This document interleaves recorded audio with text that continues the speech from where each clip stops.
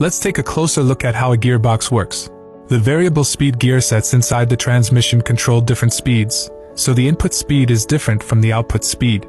The gear sets have helical or helical cut teeth for quieter operation. The power flow from the engine goes through the main shaft to the secondary shaft and then to the differential assembly for transmission to the front axle.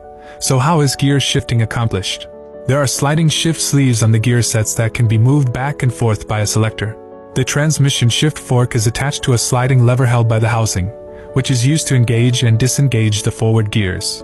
At this point, when the clutch pedal is depressed, the flywheel is released, at which point the sleeve in the transmission can be slid to synchronize the adjacent floating gears to shift gears. Zoom in to see the shift fork and linkage moving back and forth as indicated by the shift assembly. The other end of the pull cord is connected to the shifter, which, through a specific mechanism, enables independent control of the shifter on both axes. The principle of these two pull cables is very similar to that used for bicycle brake brakes, with lubrication between the tube wall and the inner core, where the outer tube is fixed while the inner core can be rotated. The clutch pedal is released, and eventually the gears are shifted to change speeds under the driver's control. After talking about their mechanical principles, do you know who invented such a creative clutch?